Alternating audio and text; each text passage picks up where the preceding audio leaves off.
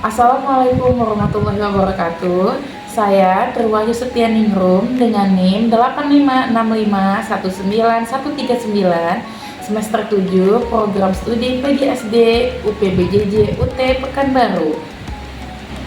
Di sini saya akan melakukan praktikum mengenai struktur sistem pencernaan. Untuk alat dan bahannya, yang pertama ialah gambar sistem pencernaan, dan yang kedua adalah alat tulis. Tujuan dari praktikum ini ialah dapat mengurutkan bagian dari sistem pencernaan. Berikut videonya. Ini adalah gambar dari sistem pencernaan manusia.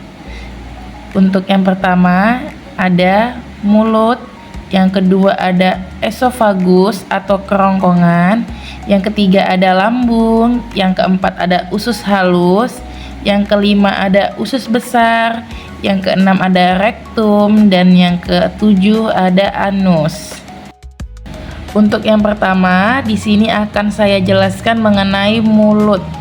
Mulut adalah tempat pertama masuknya makanan dari dalam tubuh, dan di dalam mulut ini terjadi pencernaan mekanis oleh gigi yang menghancurkan makanan menjadi bagian yang lebih kecil, dan pencernaan kimiawi oleh enzim amilase yang dihasilkan oleh kelenjar ludah untuk memecah karbohidrat menjadi maltosa.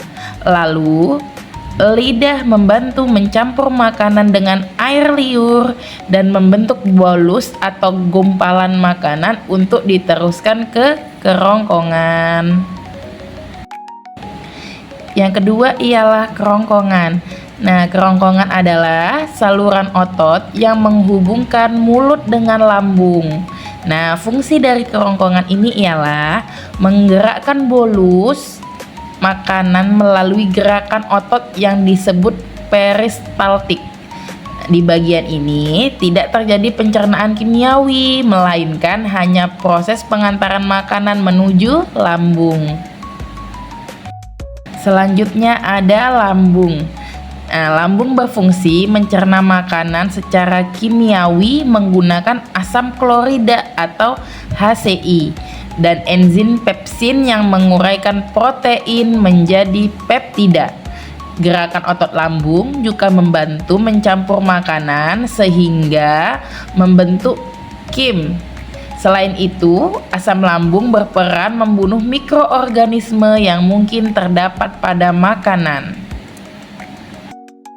Yang keempat ada usus halus atau bisa disebut juga usus kecil.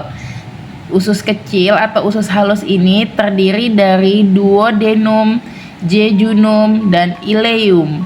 Di bagian ini, proses pencernaan dan penyerapan zat gizi terjadi secara maksimal.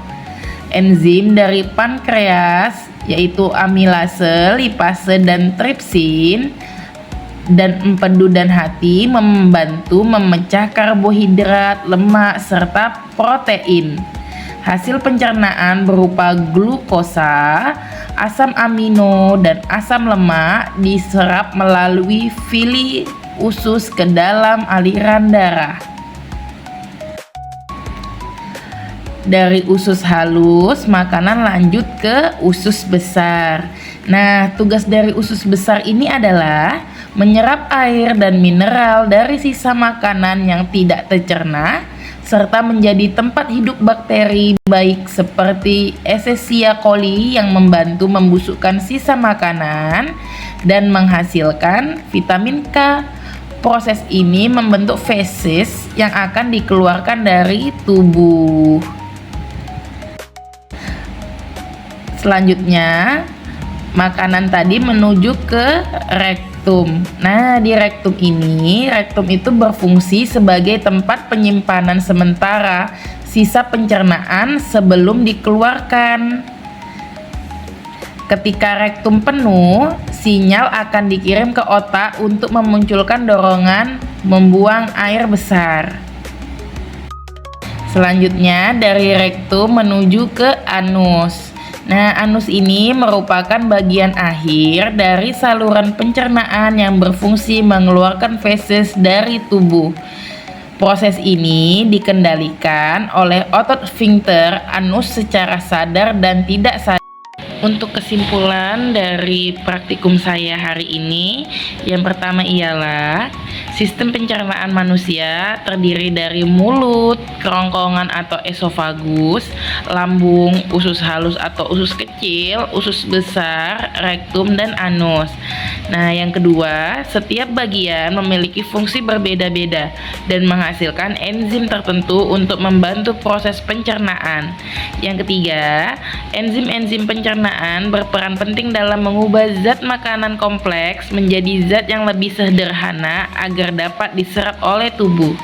Yang terakhir, proses pencernaan berjalan secara teratur dan berkesinambungan agar tubuh memperoleh energi dan zat gizi yang diperlukan untuk pertumbuhan dan aktivitas.